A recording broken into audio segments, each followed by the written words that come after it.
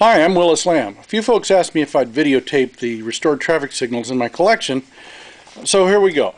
This is going to be in two parts because YouTube only allows a certain number of minutes of video, and I don't think we'll make it in one shot. And clearly, this building is used for things other than traffic signals, so I apologize for the lack of proper lighting, and I'm going to have to walk around a few things from time to time. Most of the signals are in family groups or family intersections. And meet the Marble-ites. This particular signal here is called a Marble-ite flat top. It gets that name because the tops of the signal sections are perfectly flat. They're not indented like more modern signals that have little drain holes in the back to help prevent moisture from getting in. It also has a classic Marble-ite tunnel-away visor, which is kind of a cross between a tunnel visor and a cap visor, or a cutaway visor.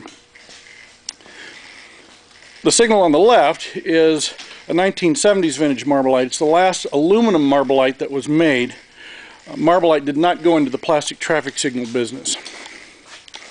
Up above is a fixed four-way Marble-ite that came out of Seattle. It's got the typical Seattle Presto Bright sign box. This is a Marble-ite doghouse. You'll notice that it has a green arrow that provides for a temporary protected left turn. When the left turn interval is over, you have a green ball, so traffic can still go and make left turns. It's just not protected. Our next intersection involves the GEs. This is a GE four-way out of Pittsburgh. It actually has a clear downlight, although I've yet to build a little sign to hang underneath the light. Next to it is a GE long groove, or a groove back. That was their single-phase signal before the streamline signal. The four-way actually has spiderweb lenses, which are difficult to see in the video. The grooveback has more traditional brick lenses. Then we have the streamline. That was the last single-phase signal that GE made before they were taken over by Econolite, and it has the Baltimore configuration with the two tunnel visors and a cap visor. And then we have a GE pedestrian walk weight head. The next intersection involves Crouse-Hinds. This is a Crouse-Hinds DT four-way with tunnel visors. You'll notice that it also has a protected left turn interval. These came about because as streets became more congested, especially narrow two-way streets, when a light turned red, it sometimes left cars kind of trapped that were wanting to make left turns but couldn't because of oncoming traffic. Clearly, when the light turned green, there were going to be cars lined up facing them, and sometimes these left turn vehicles would block through traffic. So engineers came up with the idea of providing a short interval with a protected left turn to get these cars out of the way.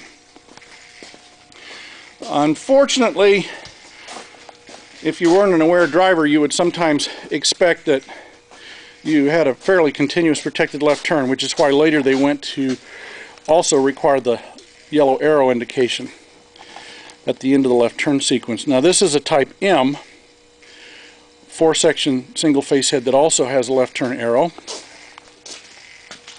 Behind it is a poly signal. It was made by a company called Chapel Hill and sold by Crouse-Hinds. It actually is dead ringer for the Type R, which is the beige signal with the black visors. And the Type R was pretty much the last of Crouse-Hinds aluminum signals. Our next intersection involves Eagles.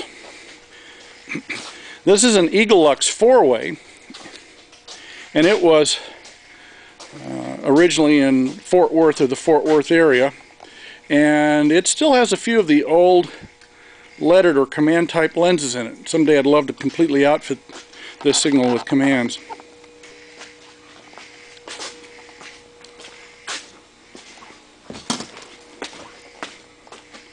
This is an Eagle-Lux single-face head. You can probably notice that the red lens has a horizontal bar on it. The amber lens has a diagonal bar, and the green lens would have a vertical bar. This was an Adler design for people who were colorblind. Back in those days, there was not a standard where red was always on the top. And so this helped people that couldn't read but were colorblind still figure out the signals. Now this is a Rotted Eagle flatback here. And our latest Eagles, the yellow signal with displaying red right now is a standard Eagle flatback with a 12-inch lens, and the green signal that just turned red and is flashing is an automatic signal. Automatic signal was taken over by Eagle, so I hung them together. Now you'll notice the signals just went to all red flash. We have a train coming down the street. Back in the early days, there were a lot of streets that shared right-of-way with trains and automobiles, and the early traffic signals weren't smart enough to figure out what the trains and autos were doing, but they also couldn't hold traffic in front of a train, even though the train was only moving about 15 miles an hour. So they did usually one of three things. Either they went completely out, or they went to yellow in all four directions and held, or they went to an all red flash. And sometimes there'd be an indication that said RXR, either neon or incandescent like this one, and sometimes you were just on your own to figure out the train was coming in to get out of the way.